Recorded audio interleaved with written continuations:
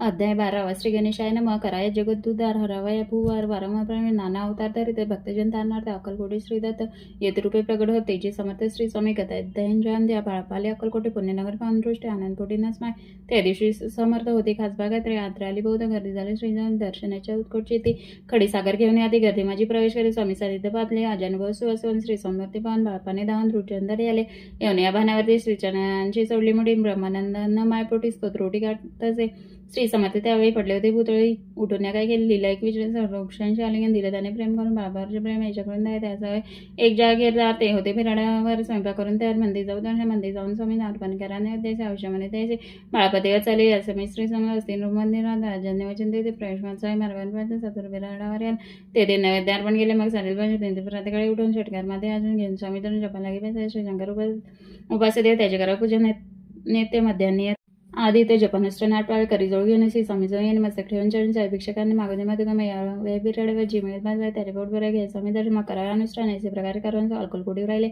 16 आधी करून सैकरी पोजून त्यात सुंदरबाई म्हणून मुख्य होती. त्यावेळी एके दिवशी त्याची भयानक करायची आपण श्री सेवेत करीत जावे आणि बहुजन सेवेकर बाई मग माझे सर्व अधिकार तिच्याकडे व्यवस्थेचा होता. बाई याकारणे आपसात भांडणी होती. सदोदी स्वामी सेवेची तेथे अव्यवस्था होते. हे बाळपात नानक तेज म्हणून टाकले भांडण एक चित्त सर्व केले. बाळपाचे प्रेम भक्ती पावन संतोष संप्रत दृढ धरूनचे ती सेवा करते आणि ऐसे लोटता काही दिवस बाळाची यशेला वादी जडीला त्यांच्या चैन्याक्षरशनमध्ये भोगभोगीला काही दिन कागदाची पुढी बेंबीतून पडली.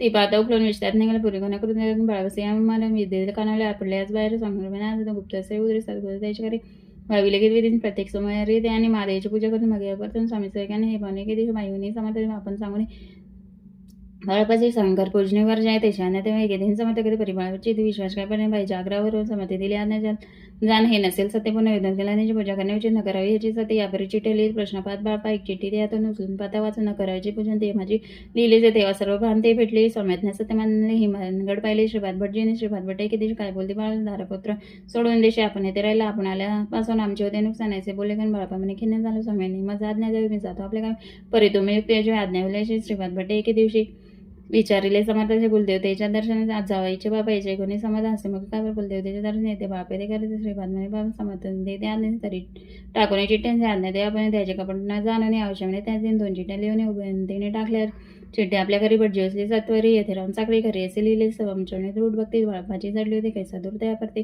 करतील ती देळी ती श्री स्वामीश्वरी सारा म्हणून नाना प्रपद समजता प्रेम परिषद द्वादशोध्याय गोडा श्री राजाधिराज योगीराज श्री स्वामी समर्थ महाराज अर्पणमस्तु. स्वामी समर्थ.